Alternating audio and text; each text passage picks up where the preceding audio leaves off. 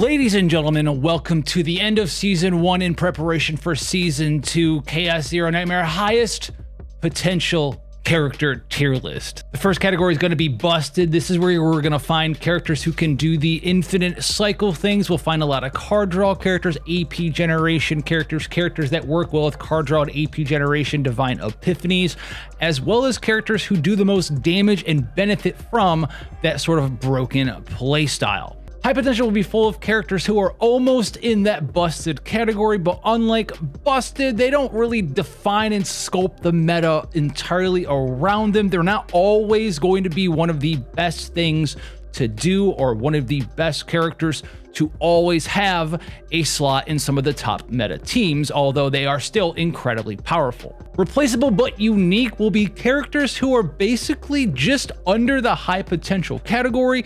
You can do busted things with basically every type of character in Chaos Zero Nightmare, but if you see someone winding up in the replaceable but unique category, it might mean that they have the same exact playstyle of someone in the high potential or busted tier, but they're just a little bit harder to use. You'll get a little bit less out of this character if you were to use them instead of someone in the high potential or busted category that does basically the same thing that they do there. Another thing that you could find in the replaceable category are characters who are unique, who want to have their own play style that's pretty decent if you put a team based around them together, but at the end of the day, the characters in the higher tiers just perform better or even easier. MID is for those characters who just aren't like absolute jokes. You can do things with them, but there's not really a ton of reason to use them right now. At least there wasn't a ton in the content that was available in Season 1. And then not worth it. Listen, you can probably do something with these characters if they end up here, but at the end of the day, you're just having a little bit of a meme, having a little bit of a joke, and yeah, I see you turn 427 a mirror player. That's probably what your character is. Not worth it. The easiest thing for you to do is support the channel by checking out the link in the description below. You're going to get a free legendary champion as well as up to $200 worth of free goodies. And don't forget up to 3 awesome epics as you level up inside of Raid. And be sure to use the code Desert Queen to get access to your new free legendary champion in the form of Tahana Rock. As always, this helps the channel out so much, guys, so be sure to check that description down in the link below and join me in Raid today. So let's start with some of the characters who are still and will remain in the busted category. First one we're going to throw in here is someone like Malin, and Malin is the first person we're throwing up here still in the busted category, because if you can recognize Malin as a busted character, you will understand what we're talking about with the busted category. So even with a basic deck, even without a bunch of divine blessings and divine epiphanies, Malin works super well with characters who can filter through the deck, draw a bunch of cards, play a bunch of passion cards, etc. So you can gain access to her epiphany where she does an extra attack on her dragon kick for every passion card played this turn. If you're a brand new player, you picked up Malin, you're able to put something together like that. She has one of the biggest payoffs in the game, just 2 AP, hit for like 30,000 damage. Even with a basic deck, that's where Malin kind of runs rampant, but you can even make it better with her move strike cards to hand, get some draw cards on that, some AP divine blessings on that, and become an even stronger monster. So Malin is someone who works very well with some of the best things that you can be doing in CZN, and she can get even better than that. Another character who is also redefining what busted means, in my opinion, is none other than our girl Serenial. Now I'm gonna have an entirely different video for Serenial because they were talking about in some of the developer updates, oh, we need to nerf the interactions of Cassius and Tressa and all this other stuff. Casting zeros over and over and over are just way too strong. And Serenial basically just showcases the power of the Shadow Dagger spam Tressa, Mika, Cassius interaction all in one character. A character who does a ton of damage, breaks tenacity gauge, can really literally threaten the developer's abilities to include tenacity gauges on bosses in the future, potentially, just based on how strong Serenial is.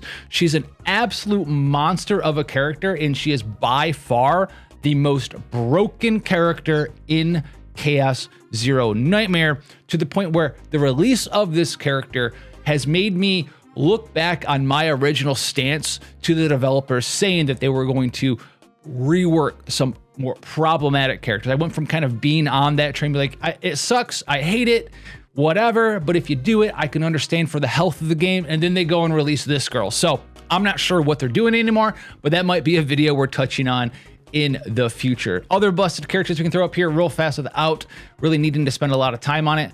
Tressa for the interactions with Mika. In my opinion, Mika Tressa is absolutely busted. I would almost say that Mika will probably potentially start falling off if they do rework Tressa to not have shadow reload, shadow daggers on heal, because Mika's real thing when we're talking about save data, when we're talking about using that outside of chaos manifestation, she's really a walking source of water bot, right? If you could just have source of water, withdraw a card on it, that's basically all you want from your Mika. You don't care about all of the other mechanics. You don't care about healing or any of this other stuff. She's literally just there as one of the better AP generators in the game, but the fact that we could factor in Divine Blessings makes her worth that slot in conjunction with her ability to draw cards with that blessing and also generate cards with Tressa. If this sort of interaction starts falling off or gets hard nerfed, I think we have a lot more controllers that will sort of overtake what Mika kind of does, because Mika mainly is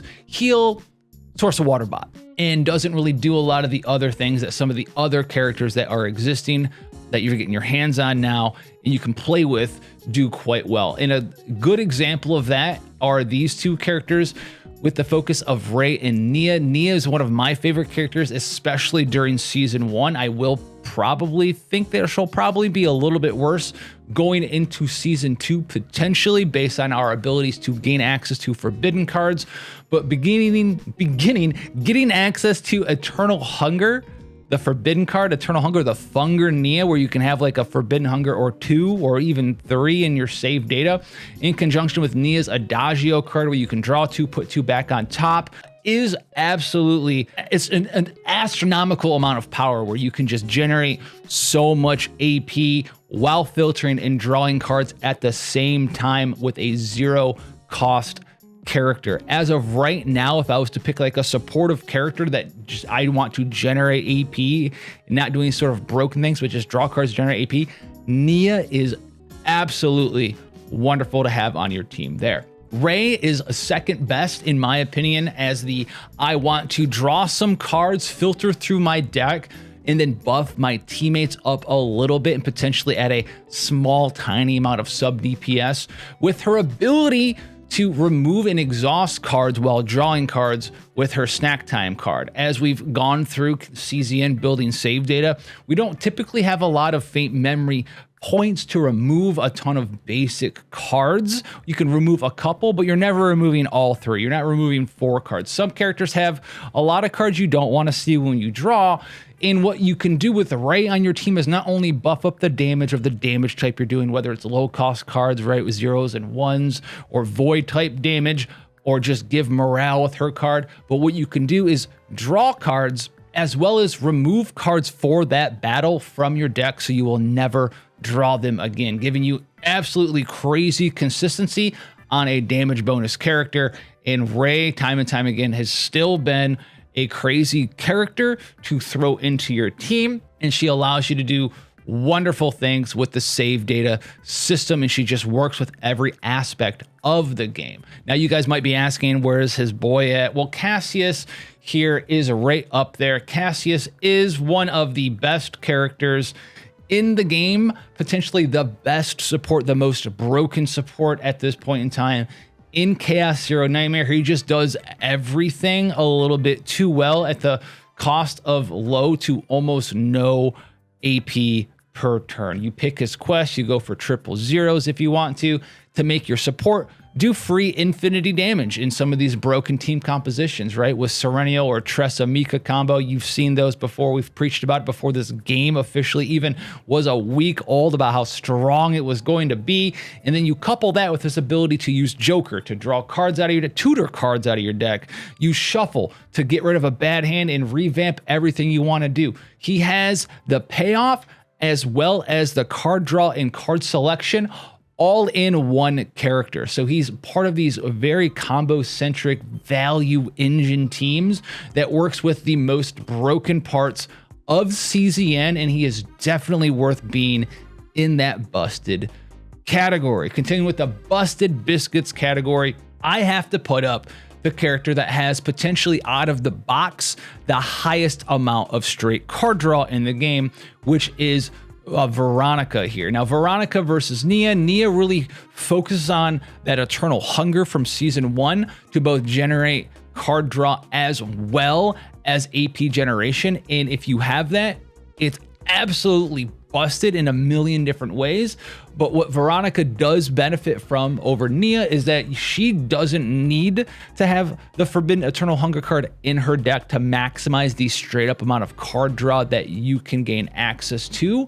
But she also still does work with Forbidden Hunger pretty well, because there's a couple of cards that you can equip her with that are basic cards that have like do 1 damage, draw a card, put a card on top of your deck as well, and also works pretty decently with Forbidden Eternal Hunger, just not as well as Nia does. If you've ever put a team together with both Nia and Veronica with 2 Forbidden Eternal Hungers in there and card draw galore, well, you probably know what I'm talking about, and that is one heck of a way to play Chaos Zero Nightmare. You will never really have to worry about having a bad draw again. You will be making infinite AP, drawing cards, generating ballistas, doing damage, ending the battle, doing whatever. You don't even need to heal at that point because you're playing Solitaire. You're playing Chaos Solitaire Nightmare with someone like Veronica as well as Nia in your squad. So busted character, Veronica, if you just need that card draw, absolutely phenomenal character there. Now we're gonna get into some other ones here. Obviously, everyone wants to know where am I gonna put Narja right now? Now, out of the gate, out of the box for a couple of weeks in, maybe like a week or so, with Narja being released, and I am not going to put her in the busted category right now, because if you look at the characters that we're putting up in the busted category, they all are the best at their specific roles. And Narja does a couple of things. Now, Narja's got a little bit of healing, which is cool, but outside of chaos manifestations right now, we're not typically healing for that much. And all of these characters have a small way to keep up the small amounts of damage that you'd want to heal, even if you're trying to force damage onto yourself. So you don't care too much about the healing mechanic that Narja gives us. What she does do, though, she's got some nice damage bonuses with her 2 stacking mechanics, veracity, etc. And she also has some nice AP cost reduction in her kits. She is also someone who can buff up defense scaling damage dealers if you want to, in the likes of like Magna, Maribel, Amir, right? But what she is very good at is being basically all around a strong buffer, backup plan, AP sort of, not generating AP, but AP cost reduction. So she kind of works in that way as well. And she just does it very fairly. The one thing about her, though, is, well, she doesn't have innate card draw with her kit. So that is going to take her down a peg right now. I know you're going to say, but you can fill in that void with Veronica. It's cool. Awesome. Right. Great. Right. We can do that. But like, am I going to be using Narja Veronica over like Cassia's Veronica? Or you know, am I going to be changing a lot of these out? Right. Am I going to do Maylin, Veronica, Narja when I can just, you know, run this instead and be more consistent? I don't need all of the damage bonuses and stuff. I can get a crazy amount of damage bonuses off of, you know, rhythm boost and the, if you've discarded a card, gain 10% damage for every card you've discarded this turn, accessory equipment that you could put on your Maylin. No, I'm not going to be doing that. So for right now, I'm going to put her in the high potential. I think she's got a lot of room to grow. And I think if we see more and more content that we're going to be seeing with, you know, 150 floor towers, all of this other stuff, and defense-based damage dealing scalers, she has the ability to just stay right there. High potential is a fantastic place to be. Speaking of high potential, when we're talking about certain characters, Chizuru for sure is one of those characters who doesn't do the AP generation thing quite as well as other combatants do. in CZN, but that is a pretty strong niche that she does have. She's also pretty decent at getting and filtering her own cards out of the deck and being that little sub DPS player. So I think she's got decent amounts of room to grow, and also is pretty decent right now, to the point where we've seen, you know, some decks have the one card Chizuru meme deck to just make her take up no cards and reduce things for sure, guaranteed every single time with her Binding Initiation upgrade card. But you can also do like the min-max thing, where you really get her a great deck and you focus on making sure that she can kind of remove all of the cards out of her deck to draw and build up Shadow of the Moons and do some damage for like the low cost of like 1, while reducing some of the costs of the other cards for your other combatants with her Binding upgrade card. Now, speaking of being able to draw cards and being a sub DPS character, Yuki's pretty decent at that right now. And it is like the only thing that's keeping me from putting her down lower. These characters who are like decently self-sufficient, they kind of get out of your way. They can be that sub DPS, draw their own cards, play them for free. They work pretty decently well with all of the other stuff up in the busted mechanic, because they don't try to replace those characters. They just kind of get out of the way of those characters. Drawing cards, if you draw their cards, then they're going to draw some of their own cards, right? If you're using like Veronica and draw some cards, and the Veronica draws some Yuki cards, the Yuki then draws some of Yuki's own cards, right?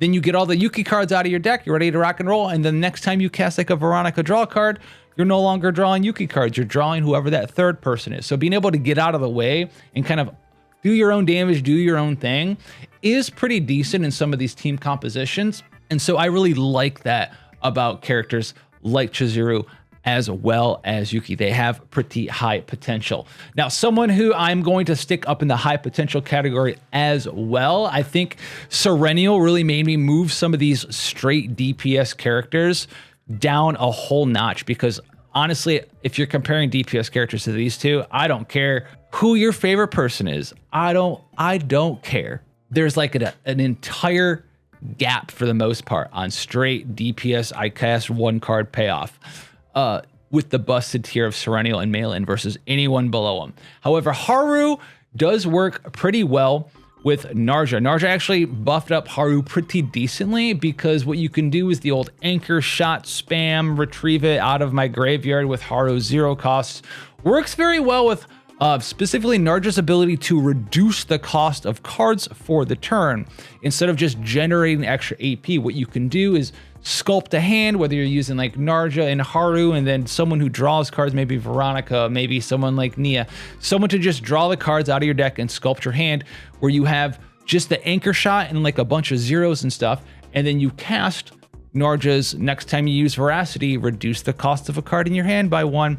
That won't try to hit something that's already 0 cost. So if you form a hand where you just kind of have anchor shot and a bunch of zeros to retrieve them, and 0 Nia cards and 0 Veronica cards and other 0 Narja cards, you can reduce anchor shot to like a 0 cost, you know, 1 cost or even a 0 cost, and then just buff the crap out of it with Narja's buffs.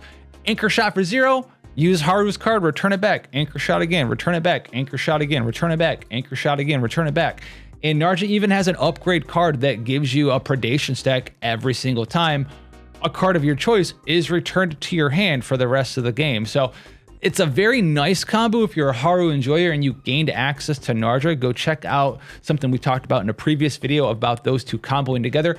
I like that a lot. Now, I don't want to spend out a ton more time on everyone here, but we do have to talk about Selena for sure, still in the high potential category. I'm not going to put her up in the busted category simply because I had her like, you know, in the the first start we had her like, she's good. She's like a slightly worse Veronica, blah, blah, blah, blah, blah. If you're playing Selena with Serenial, it's an absolute match made in heaven of being able to reset the tenacity gauge with Selena to then reproc, breaking it and getting all of the different plasma lasers back from Serenial, while even in a lot of time circumstances drawing a card with a divine blessing on that Selena card for 0 AP is just a feeling you need to experience, I think, when you're playing CZN. So high potential, crazy right there, but it's specifically right now like a thing that you do with Serenial. She also did get a little bit better, but not a lot better with Narja, because Narja also can make everyone in your party able to tenacity break gauge a little bit better, but it's only until their next break. So this is Selenial and Serenial Selena is the combo there. Now, if we're talking about replaceable mid, not worth it characters, what are we going to be doing there? Check it out, dude. All right. Amir, not worth it. Beryl, I think Beryl is the definition for me of like a replaceable character. I know there's a lot of Beryl fans, Beryl mains out there. But remember, replaceable, there's a lot of cool things Beryl does. Card draw, we love it. Draw 3 cards, you know, maybe you get a divine blessing on it to do an AP. You got to keep in mind though, it's exhausted, it's gone forever, right? If you keep that draw 3, gain an AP, exhaust it forever versus draw 1, gain an AP, remove a bad card out of your deck, and then not exhaust the card because the card actually has exhaust 2 with snack time. It is much more consistent over time. Beryl is going to be very nice and feels very strong when you're doing battles that don't last that long because you don't particularly care about how's your hand shaping up turns 3, turn 4 after you've cycled through the deck a lot and you're doing some longer lasting content. You really feel that when you're in there and Beryl is your only source of card draw because it's temporary card draw. It is not a permanent support character who can permanently or just in some way, shape, or form gain access to shaping your deck for the rest of the battle. She does do a little bit of damage outside of that as well. That's cool, that's great, but I want to be doing and focusing on the main aspects of my party, not drawing Beryl retain cards on my 5th, 6th round of the battle and being like, oh man, I could have done 45,000 damage this turn, but you know what? Beryl's just going to shoot it 3 times. So we're going to keep that there as well. Replaceable as well. Calliope is a fantastic character. Remember, this is not for inside of Chaos Manifestation, but right now she just isn't really worth it. In fact, honestly, I'm going to throw like every single tank down. I'm just going to sit here and scale up defense character in the mid category. You could possibly get Calliope up there because Narja has come out, but honestly, it's cool. You can put him in there. It's fine. You're not, you know, going to the top of the leaderboard with any of this stuff. It's just not going to happen. There's a giant gap in the mid tier versus everyone else. It's a huge gap, right? It's crazy. Ren will put up in the high potential category. She is a very high potential divine blessing focused character. In just like we've talked about with like Yuki and Chizuru, at the end of the day, if you have the right build together for them, she doesn't really get in the way as a lot of other DPS characters can get in if she is your main focus DPS. So you're able to get around her mechanic of not playing other characters' attack cards by pairing her with some of the more busted supports who are just playing nothing but upgrade and skill cards, drawing cards, generating AP nonstop, buffing up your characters over and over and over and over. And then Rin just generates or benefits from all that generated AP, all of that card draw, and just spams out her entire hand over and over and over, like every turn you just cycle the deck. It's very hard to do, but it is very strong, and it's slightly more unique than someone like Luke. Luke does have very high potential. I know we meme on Luke a lot, but at the end of the day, unless you're constellation, like ego imprint like 2 or 1 on him, you're basically just putting together a team with Luke, and well, you could replace Luke probably with like Tressa or Serenial or like any of these characters up here, and just do a better job a lot of the time. If you don't have access to some of the characters that Luke kind of like stands in for, then go ahead and use your Luke. But at the end of the day, Luke is good, but replaceable if you have the people that fulfill that same role in the higher tiers, right? That's just how it is, right? I'm not putting Luke up in near Serenial or even anywhere near them in high potential. Like it's just whatever. He just kind of does the same role, doesn't draw a card, doesn't do a lot of additional utility for your team. He just wants to be the person that benefits from the AP generated and spam some cards, shoot some bullets. Cool, great. Yes, he works with Cassius. You know who else? Everyone else. So once Tressa and maybe Serenial or Cassius gets nuked into oblivion, Luke's like secondary role of being the other guy who works with Cassius, a little bit replaceable. That's why you put him there, because just make the Tressa team. It's the free 4-star. What are we doing? Hugo as well kind of falls off. We talked about this a lot when the game first came out. High floor, low ceiling for damage. That's just kind of how it is there at the end of the day. Kayron, very strong, but also if you're building a team around him, you could be doing some better things. So very good, but also replaceable, maybe even in like the mid-tier category at this point in time. Orlia, I'm trying to warm up to Orlia. I think I still have her in like the mid to not worth it tier, to be honest with you. It's just, she's so clunky. It's like, why would I ever play Orlia when I can play Beryl or Selena or Veronica or Nia or Ray or Mika or Cassius? Like, there's a wild world of difference here. Okay, boys and girls, there's a wild world of difference. This guy down here ruined the game, so he goes right down the not worth it category. Same thing with my man Lucas. And then last but not least, we need to talk about this girl. I think this girl is still in one of the high potential categories because she does have card draw in her kits. And with the right divine blessings, it's pretty powerful. The one thing that I will say is that Renoa has been plagued with weird interactions and weird bugs for a long time. They keep trying to fix her up a little bit, where like sometimes she will work with cards that you know, buff your damage if it costs 1 and you use it. Sometimes it won't work with a benefit like that based on the wording. And we've seen a couple of changes based on that. If they can kind of get her to like work a little bit better with some of the gear and equipment in the game and have her coded more correctly, so she's a little bit more consistent in what she does, I think I would move her up a little bit higher. But for right now, I'm also going to put her down in that replaceable category. And I know a lot of you are probably going to argue with me that I could put Rin down here as well. But I think Rin, with like the big potentials, right, the big epiphanies and blessings, does work out pretty well. But at the end of the day, she is just fulfilling that DPS role and isn't as self-sufficient as like Yuki or Chizuru is. And I'm gonna go over this real quick, and I think I might even do this right now. I think this is how we have it. I think this is it. I think I like this. I think we're gonna move Yuki down here as well.